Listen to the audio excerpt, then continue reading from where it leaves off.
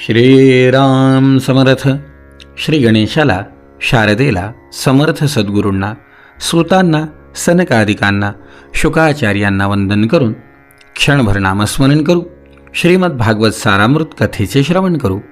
ओम नमो भगवते वासुदेवाय. ओम नमो भगवते वासुदेवाय. ओम नमो भगवते वासुदेवाय. ओम नमो भगवते वासुदेवाय. ओम नमो भगवते वासुदेवाय. गोपाल कृष्ण भगवान की जय. सच्चिदानंद रूपाय विश्वोत्पत्त्यादि हेतवे तापत्रय विनाशाय श्रीकृष्णाय वयं नमः. श्रोतेहो नमस्कार. शुकाचार्य राजा परीक्षितीला सांगतात, राजा, ज्या वेळेला अजामिळाने यमदूतांचा विष्णुदूतांचा संवाद ऐकला, धर्म अधर्म, ज्ञान अज्ञान, कर्म अकर्म, सत्शील दुःशील या सगळ्या गोष्टींच्या वर्णनाचा प्रभाव अजामिळाच्या मनावर पडला, त्यावेळेला त्याच्या लक्षात आलं, अहो मे परम कष्ट मभूद विजितात्मनः येन विप्लावितं ब्रह्म वृषल्याञ्जायतात्मना. अरे अरे, मी असा कसा इंद्रियांचा दास बनलो? एका दासीपासून पुत्रांना जन्म देऊन विषयाच्या लालसेने मी माझ्यातलं ज्ञान नष्ट केलं. ही मोठी वाईट गोष्ट झाली. माझा धिक्कार असो. मी संतांच्या निंदेला पात्र झालो. मी पापी आहे. मी माझ्या कुळाला कलंक लावला. अरे अरे, मी माझ्या पतिव्रता बाळबोध पत्नीला सोडून मद्यपान करणाऱ्या वेश्येशी संबंध ठेवला. मी किती नीच आहे. माझे आई वडील बिचारे वृद्ध व असह्य होते. त्यांची सेवा शुश्रूषा ह्या सगळ्या गोष्टी करण्याच्या सोडून मी कसा विषयांच्या अधीन झालो? मी तर त्यांचा त्याग केला. अरे अरे, मी किती कृतज्ञ आहे. मी आता खात्रीने अत्यंत भयानक अशा नरकातच जाऊन पडणार. ते अद्भुत दृश्य पाहिलं.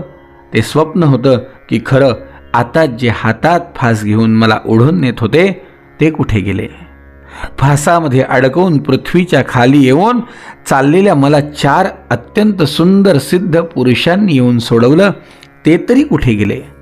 विचार करतोय. खरं म्हणजे आजपर्यंत मी काय केलं? लक्षात ठेवा मंडळी, कधीतरी मनाला या गोष्टीची जाणीव होणं फार महत्त्वाचं आहे. मनामध्ये तो विचार करतोय, जरी मी महापापी असलो तरीसुद्धा मला या श्रेष्ठ देवांचं दर्शन झालं, त्या अर्थी माझं कल्याण होणार आहे. म्हणूनच माझे हृदय आनंदाने भरून येत आहे. सारखं अंतःकरणामध्ये त्याला आनंद वाटतोय, प्रसन्न वाटतंय. नाहीतरी वेश्यागमनी आणि अत्यंत अपवित्र अशा माझ्या जिभेवर मरतेवेळी भगवंताचं नाव कसं आलं असतं? कुठे मी महाकपटी, पापी, निर्लज्ज, ब्राह्मणत्व नष्ट करणारा, आणि कुठे ते भगवंताचे परम मंगल नारायण नाम? हा सगळा विचार तो करतोय. म्हणून मी आता माझ्या मन, इंद्रिय आणि प्राणांना वश करून असा प्रयत्न करीन की ज्यामुळे मला पुन्हा त्या घोर अंधकारमय नरकात जावं लागणार नाही.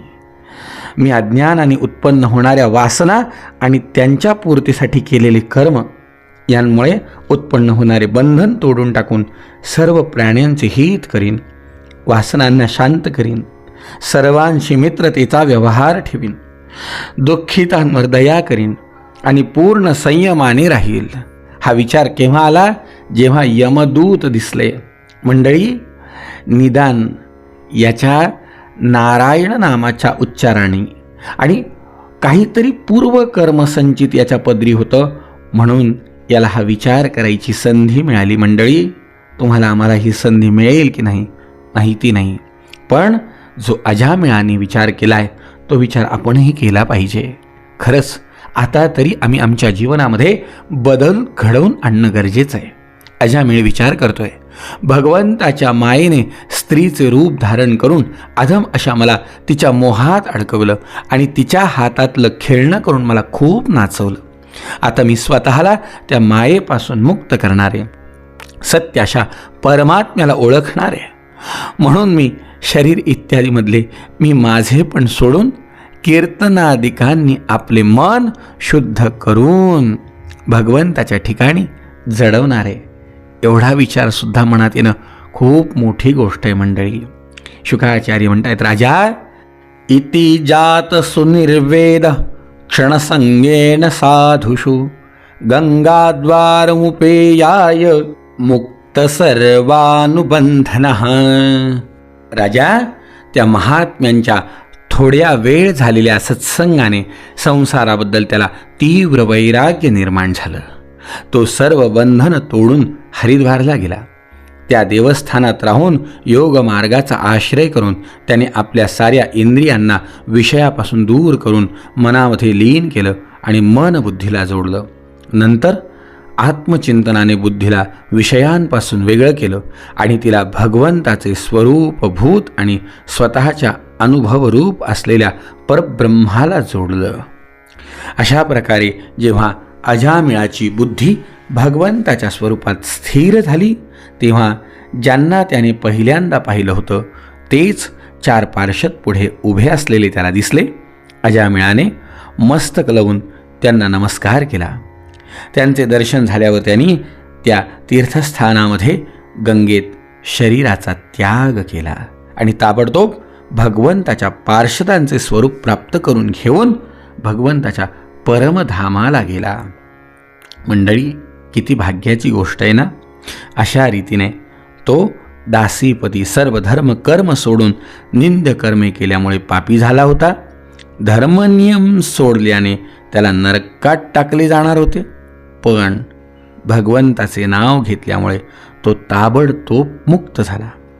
संसार बंधनातून मुक्त होऊन इच्छिणाऱ्या लोकांना आपल्या चरणस्पर्शाने तीर्थालाही तीर्थ बनविणाऱ्या भगवंताच्या नामापेक्षा श्रेष्ठ असं धन कोणतं आहे, साधन कोणतं आहे.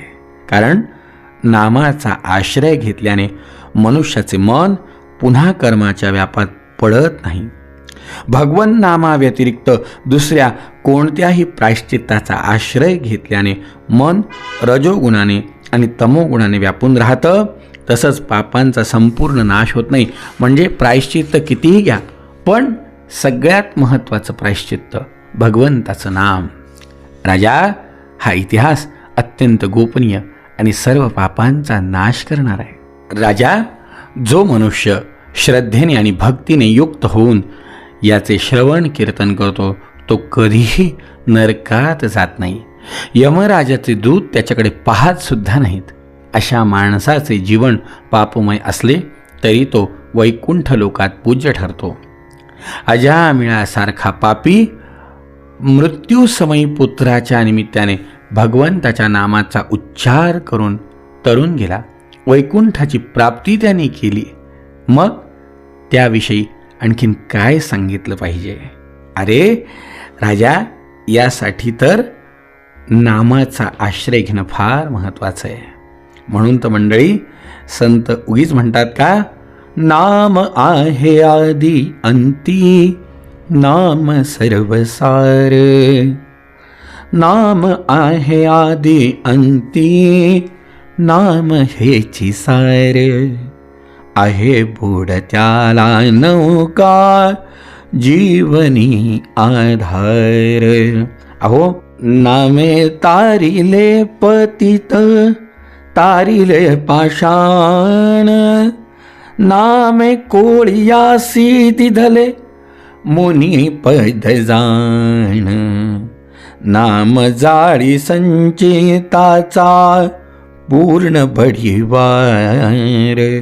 आहे बुडत्याला नौका, जीवनी आधार. नाम हे फार जीवनाचं कल्याणकारी साधन आहे मंडळी. आणि कलियुगामध्ये तर आपल्याला माहिती आहे, गोंदवलेकर महाराज तर कायम म्हणायचे, नाम घ्या, नाम घ्या. जिथे नाम आहे तिथे माझे प्राण आहेत. मंडळी, किती सांगावं, नामाचा महिमा तर अगाध आहे. नामस्मरणाचा महिमा अगाध. म्हणून तर म्हणलंय ना, नाम सदा बोलावे, गावे भावे जनाशी सांगावे, हाची सुबोध गुरुचा नामा परते न सत्य मानावे. नामाशिवाय जीवनामध्ये अजिबात नाही. अहो, राजाने विचारलं, महाराज, ऋषीवर्य सर्व जीव धर्मराजाच्या अधीन आहेत आणि भगवंताच्या पार्षदांनी त्यांचीच आज्ञा मोडली आणि त्यांच्या दूतांचा अपमान केला. जेव्हा त्यांच्या दूतांनी अजामिळाचा वृत्तांत सांगितला तेव्हा तो ऐकून ते आपल्या दूतांना काय म्हणाले? कोणीही धर्मराजाच्या आज्ञेचे उल्लंघन केल्याचे मी यापूर्वी ऐकलेले नाही.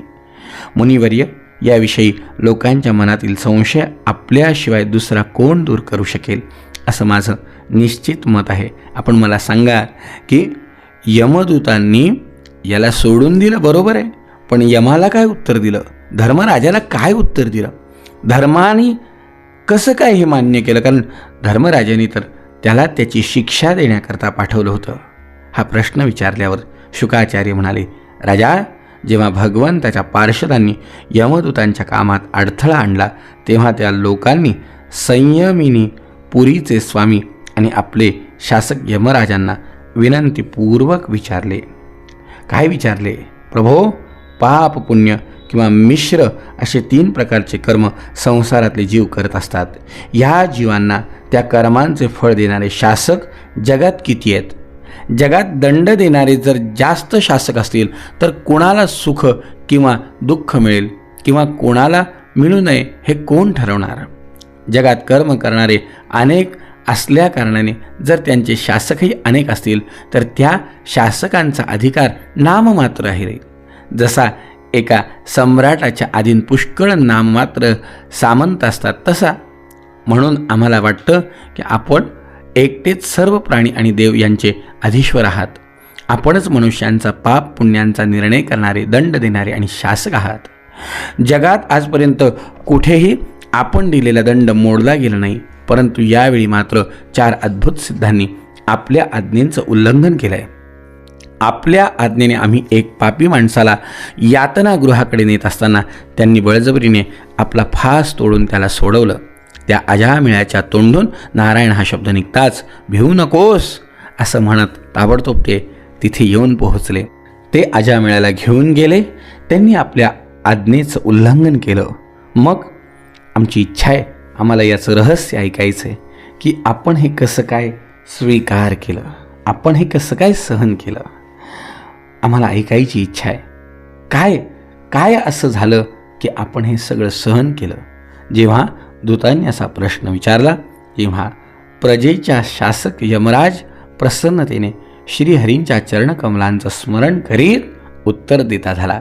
ते काय उत्तर दिलं आणि कशा प्रकारे दिलं उद्याच्या भागामध्ये ऐकण्याचा प्रयत्न करू. जय जय रघुवीर समर्थ.